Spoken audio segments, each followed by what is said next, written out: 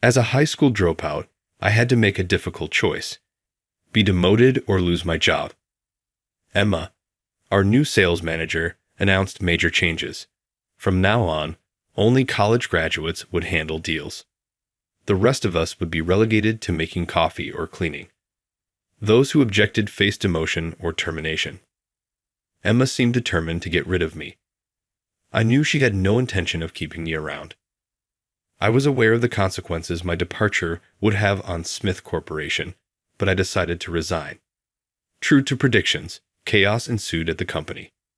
The $700 million deal with Sun Holdings was left in limbo. Emma had no idea that I was the one managing it. She would soon discover the truth. I'm Robert Johnson, 62 years old, working in the sales department at Smith Corporation. Our company, in the wholesale industry, has an annual revenue of $30 billion. My job involves overseeing ongoing deals with regular clients. Though I'm too old for field sales or cold calling, I manage many contracts from my desk, with occasional meetings outside. Emma Davis, the accomplished sales manager, held a grudge. She had risen through the ranks, earning her position through impressive credentials from NYU. Coinciding with my rehire, her promotion likely sparked resentment toward my return after retirement. Approaching my desk, she asked, "How's the work going, Robert?" I responded, "Well, it's probably not making much progress. Reading documents must be challenging with your mature eyesight. About half of eligible retirees are rehired, so my situation was not uncommon." I acknowledged that my eyesight couldn't match the sharp vision of the younger staff, but I kept a calm demeanor. Emma continued, "You should have retired for good. You weren't contributing much even before you left. Is it because you didn't finish high school and can't afford your living costs? You're just stealing a paycheck." I know my lack of a high school diploma affects how others perceive me. In a world that highly values education, being a 60-year-old high school dropout stands out as unusual. It's challenging to be taken seriously when I couldn't even reach a managerial position. Emma had been bringing up this topic for the past 2 years, ever since her own promotion. It was clear she wanted me to leave. She placed a stack of documents on my desk. "Here's some work for you," she said. "You should be grateful." I already had my own tasks, but she seemed to think I wasn't doing enough. I sighed as I saw the overtime hours ahead. "Understand?" she asked. "Surprisingly obedient, aren't you? Even with your long career, being a high school dropout means you have to follow the lead of younger people. I wouldn't want to be in your shoes." The atmosphere in the room turned tense as Emma's dismissive demeanor left me feeling unsettled. Days later, she gathered the sales team and announced startling changes. "From now on, you'll only handle paperwork," she declared. "Make sure to serve tea to the college graduates so they can work comfortably." I tried to interject, "But I have ongoing deals I'm responsible for." Emma swiftly cut me off. "Those deals will be taken over by the college graduates. As a high school dropout, you don't need to worry about them. Now go fetch some tea." Turning to another employee, Emma ordered, "You will be responsible for keeping the entire building spotless, with no dust allowed." When the employee protested about having deals to manage, Emma snapped, "I already told you, the deals will be handled by the college graduates. Don't make me repeat myself." Despite her explanations, the reasoning behind the new assignments remained puzzling to the entire sales department. Sensing our confusion, Emma clarified, "High school dropouts and graduates will handle the grunt work, while college graduates will manage all the deals. This is the most efficient way to work from now on." "Certainly. Does anyone have any issues with that proposal? We're open to hearing thoughts or concerns if anyone has them. The goal is to ensure we're all on the same page and comfortable moving forward. Please feel free to share your perspective if you have any questions or reservations about the plan." Emma glowered at anyone who dared to protest. One employee voiced their concern, "But if we abruptly replace the person leading this, our clients might lose faith in us." "Tush," Emma snapped. That's why uneducated people are useless. Clients don't trust them and prefer someone else in charge. Can't you see that? The employee fell silent, unable to counter. Emma added, "If you can't accept these changes, you'll be transferred to our distribution facility in Nebraska. If that's not suitable, you can leave." The room grew still. The distribution center in Nebraska was known for monotonous work, sorting and moving packages all day, with lower pay than the headquarters. Employees would prefer to stay at the headquarters, even if it meant doing mundane tasks like cleaning and making tea. I couldn't fathom how Emma's decision would benefit Smith Corporation. I finally spoke up, unable to hold my tongue any longer. "If you change the person leading ongoing deals, it will only increase the client's distrust. There's a rhythm to these transactions." Emma's glare was intense. "What's your issue?" she demanded. I was taken aback by her harshness and could only smile awkwardly. As a non-graduate, I witnessed Emma's victorious grin. Those who leave school early face limited options, either a demotion or being let go. You're past your prime and have no value, so there's no need to keep you around, she asserted, stunning me. It was evident that Emma had consistently singled me out. Whether one holds a high school diploma or not, the result is often relegated to mundane duties. Considering my advanced age only reinforced her desire to have me removed from the workplace. I don't mind working in Nebraska, sorting packages. They often need part-time helpers, so I'm sure they'd be happy to have a full-time employee like me. But if an older person like me, a 60-year-old grandfather, shows up, they might think I'm not the right fit. Emma chuckled. "So, what's your plan then?" I thought about my options. Likely, the CEO and HR department weren't aware of this change. If they knew, they probably wouldn't approve it. Clearly, this was Emma's unilateral decision. I could report it, but I'm tired of her constant hostility. I've saved enough for retirement, so leaving doesn't seem too bad. After a moment, I said, "I'll quit." Emma pretended to be disappointed. "If you wanted to keep working, you should have gone to the distribution center." The other employees were shocked. One of them spoke up. "Wait." "Quiet," Emma interrupted. "Lower-level staff should stay out of this." Emma dismissed the concern. Knowing things would only get worse, I didn't see the point in pointing it out. After being treated so poorly, should I write my resignation letter? Emma agreed. "Yes, do that. For someone your age, you at least know how to handle that." I quickly wrote the resignation letter. I never imagined my departure would happen like this. Regarding the handover process, Emma's response was dismissive. "No need for that. You only handle paperwork anyway." She seemed eager to see me go and even chuckled about it. It was evident she had been anticipating this moment. I thanked her and departed, while the employees appeared concerned, but Emma, content and unaware, didn't seem to notice. Without my presence, chaos would likely ensue, which would now be her responsibility. The next day, as I relaxed at home, Emma persistently called me. Although I had no obligation to answer, her calls were relentless, and I eventually picked up the phone. "Robert, what's going on?" Emma demanded, skipping any pleasantries. Her tone made it clear that the Smith Corporation was facing difficulties. She then proceeded to explain the situation. Apparently, Emma had successfully established a department where only college graduates handled deals. She had managed to divide the workload without the HR department or the CEO's knowledge for some time. Emma was in a cheerful mood, believing everything had gone according to plan. "Please, I need you to handle this $700 million deal with Sun Holdings. They have $10 billion in annual revenue, and continuing this relationship will bring substantial profits to our company." The silence in the room was deafening after her words. "Isn't the $700 million deal today? All our deals are now overseen by university-educated professionals.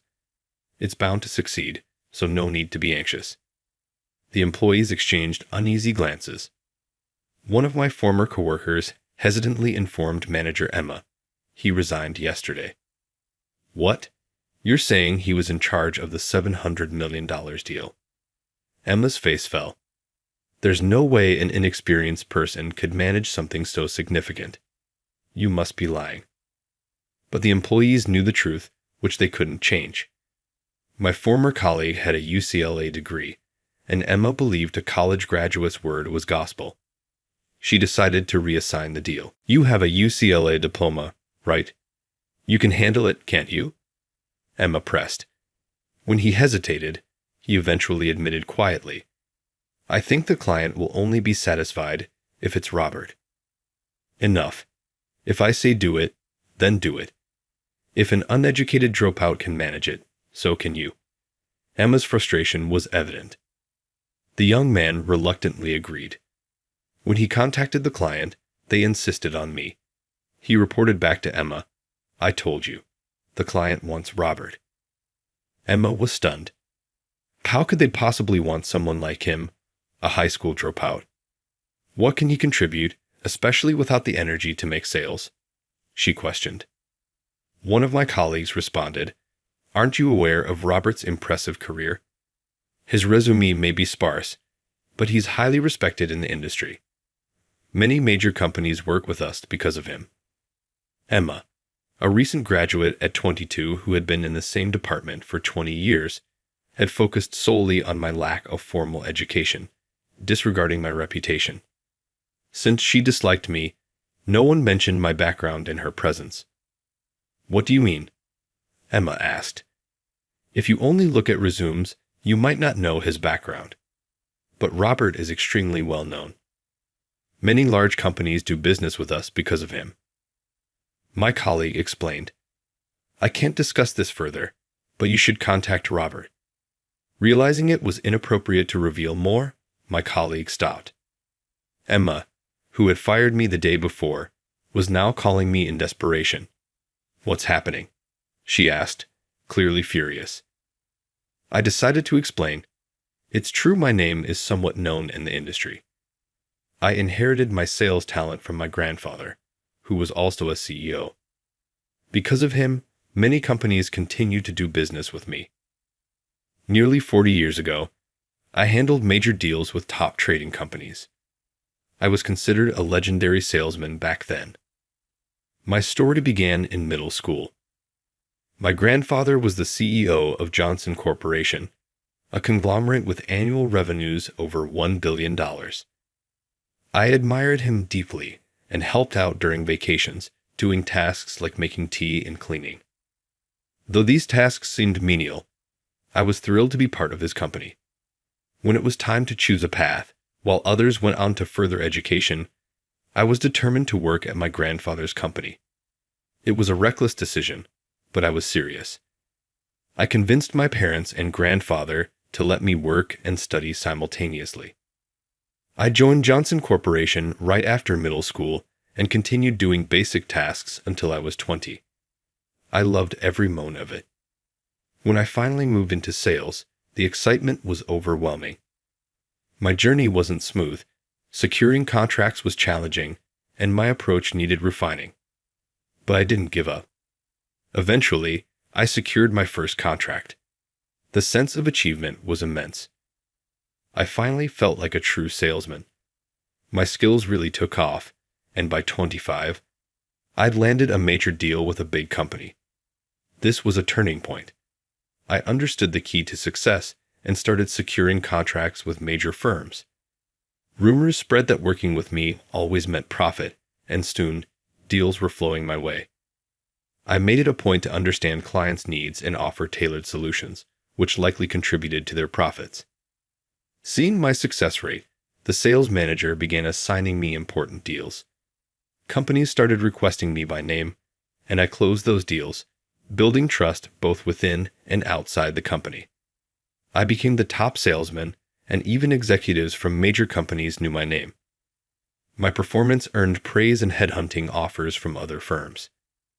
Despite this, I stayed at Johnson Corporation because I loved my grandfather's company.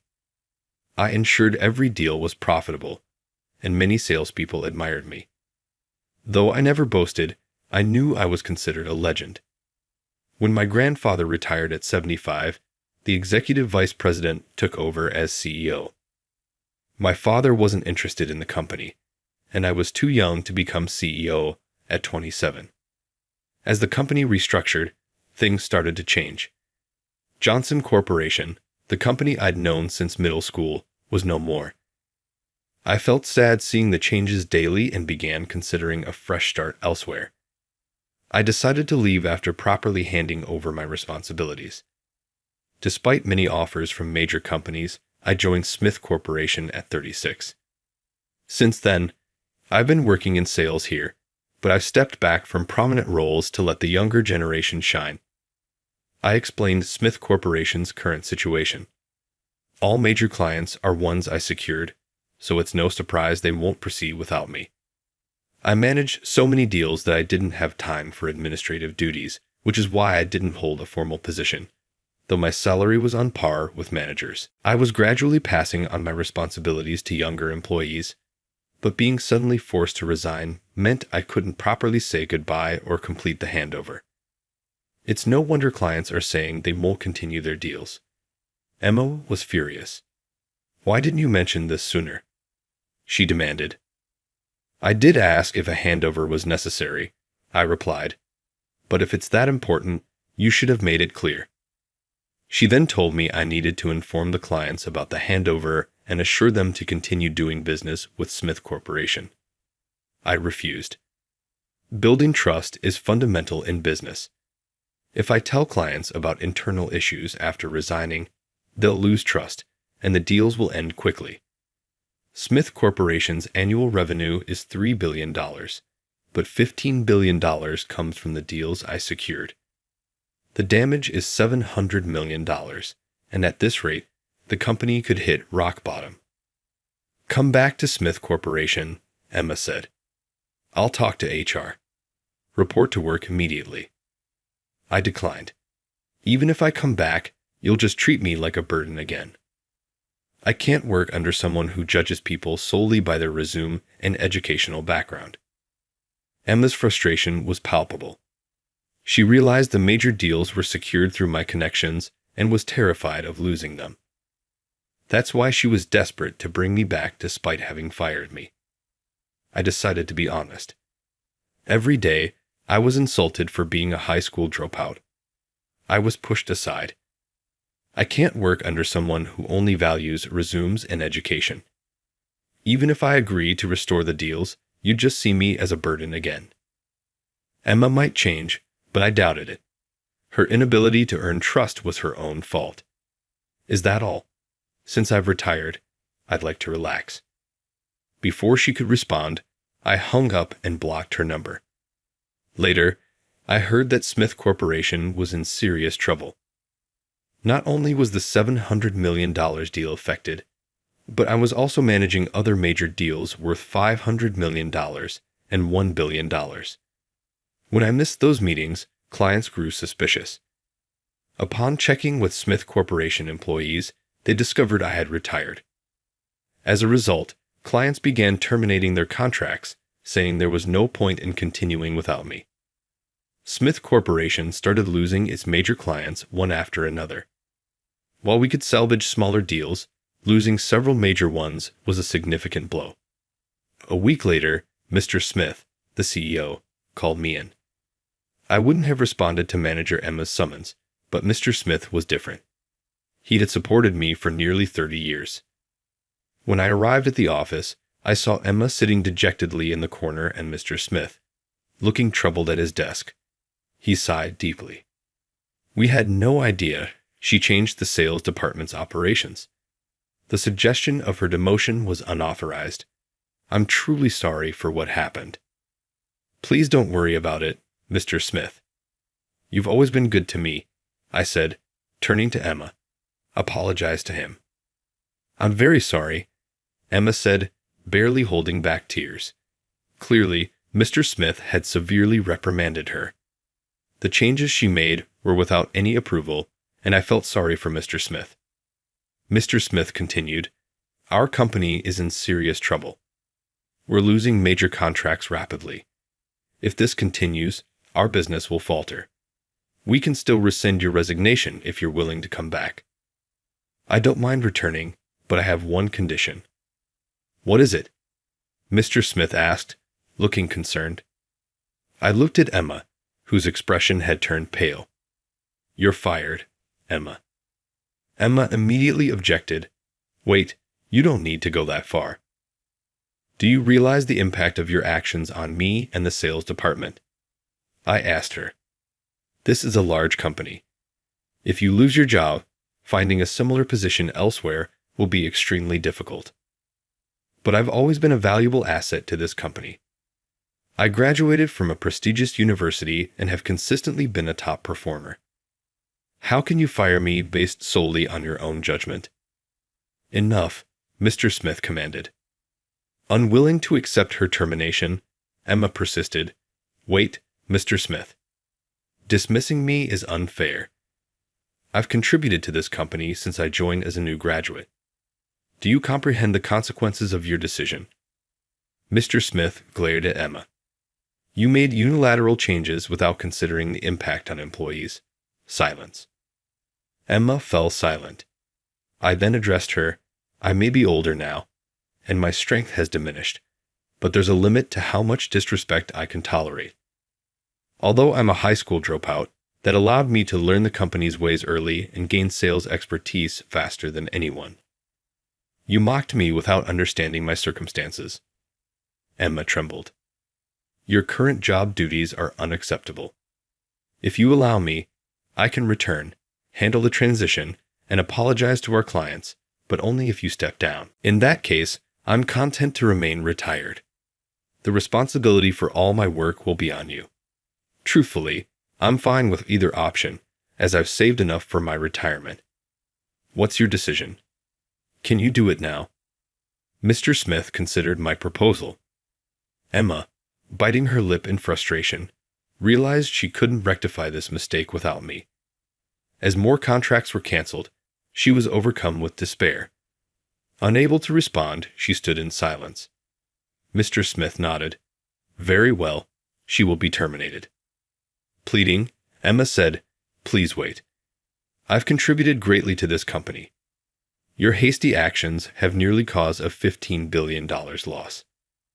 Do you comprehend that? Faced with Mr. Smith's stern rebuke, she shrank back. Write your resignation letter and leave. Don't return tomorrow. Emma, understanding the situation, tearfully drafted her resignation letter. She then departed from Smith Corporation, never to return. Despite her education, Emma struggled to find a new job as news of her responsibility for my resignation had spread. Even when she managed to secure interviews, her arrogance led to her applications being rejected, leaving her unemployed for 6 months. Humbled by the numerous rejections, Emma eventually settled for a part-time position, earning a fraction of her previous income at Smith Corporation. As for me, I returned to Smith Corporation and began taking charge of major contracts, apologizing to clients along the way. Employees, initially concerned about the future, felt reassured by my return. News of my comeback spread, and with my sincere apologies, we successfully restored major contracts. It became evident that Emma had been quite arrogant in her dealings with clients, and they found it easier to work with us after her dismissal. Smith Corporation became easier to manage than before. I plan to retire at 65, and if the transition continues smoothly, the company will expand its business even after my departure. My career will end on a high note. Although I had left my grandfather's company, I am grateful to have joined this one. With my remaining years dwindling, I'm determined to put in my utmost effort and conclude my sales journey on a triumphant note. I want to pour my heart into my work and finish strong, leaving behind a lasting legacy of success.